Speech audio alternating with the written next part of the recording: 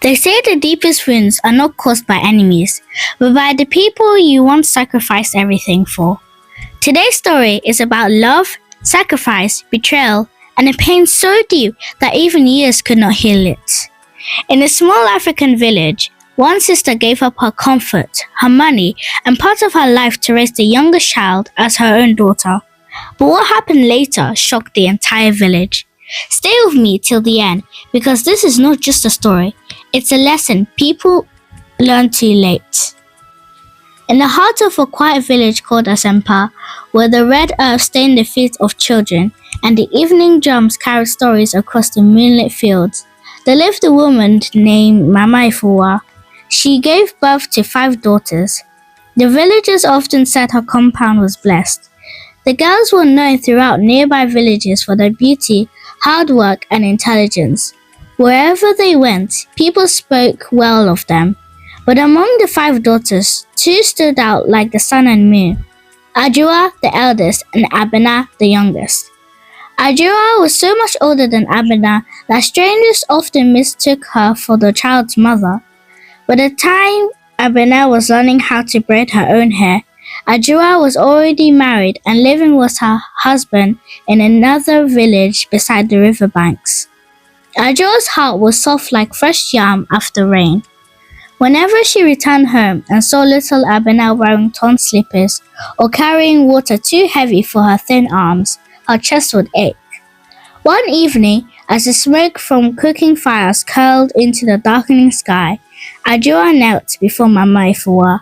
"Mother," she said gently, "let Abena come and stay with me. I'll raise her as my own." Mama Ifua looked long at her daughter. Poor families in the village knew that such offers were rare. Many spoke kindness with their words, but kept selfishness in their hearts. But Ajua was different, and so Abena left with her. From that day, Ajua became more than a sister. She woke before dawn to prepare food for the household. She washed Abena's uniform with her own hands. She sold tomatoes at the market under the scorching sun so the young girl could remain in school. When Abena fell sick, Ajua sat beside her through the night, placing wet cloths on her forehead while whispering prayers to God. Even when villagers mocked her, saying, "Why suffer for someone who is not your child?" Ajua would smile. Years passed like birds crossing the Hamatan sky. Abena grew into a beautiful young woman. She gained admission into a university far away from the village. The entire family celebrated. Villagers slaughtered a goat. Drums were beating. Women danced barefooted in the yard.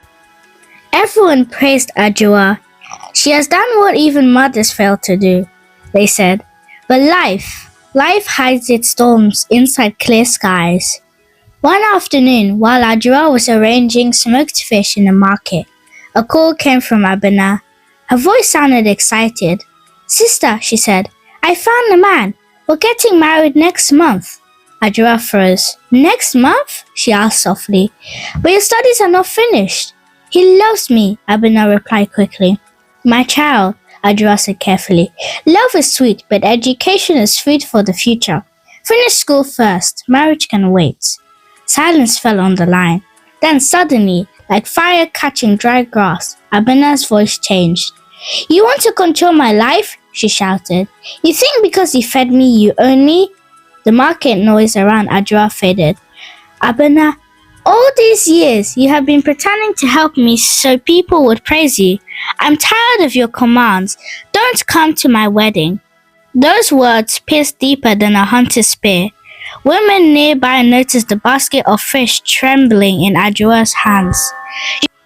She tried speaking again, but the line had already gone dead. That evening, the village sky turned heavy with rain clouds. Ajua sat alone outside her house while thunder rolled in the distance. Her husband spoke to her, but she heard nothing. Tears slid quietly down her cheeks. For many nights, she couldn't sleep. The same child she carried on her back, the same child she denied herself comfort from, the same child whose school fees had swallowed her sweat and youth, had now become a stranger. The wedding day came. Drums echoed from another village. People danced. Food was shared, laughter filled the air. But Adjoa remained at home. She sat beside the cooking fire long after it had died, staring into ashes. Some pains don't make a noise. They simply bury themselves inside the heart and live there forever. Years later, people noticed Adjoa had changed. The cheerful woman who once welcomed everyone now spoke little. Though she still helped others, her smile no longer reached her eyes. As for Abena, life taught her lessons no elder could force into her ears. Marriage was not the soft match she imagined. The storm she once laughed at became visiting at her own doorstep. And many nights, when the moon hung silently over the village and sleep refused to come, she remembered the sister who had once stood between her and suffering. But some apologies arrive after the heart has already broken. In Asempa village, the elders still tell the story beside evening fire. Finish, they remind the young ones, a river that forgets its source will one day run dry.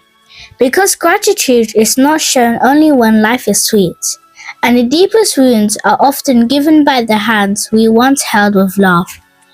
If this story touched your heart, don't forget to like, share, subscribe, and leave your thoughts in the comments below.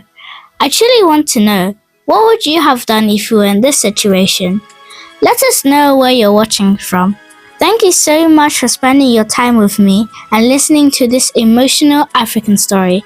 Until next time, stay kind, stay grateful, and never forget the people who stood by you when life was hard. I love you all. See you in the next story. Bye!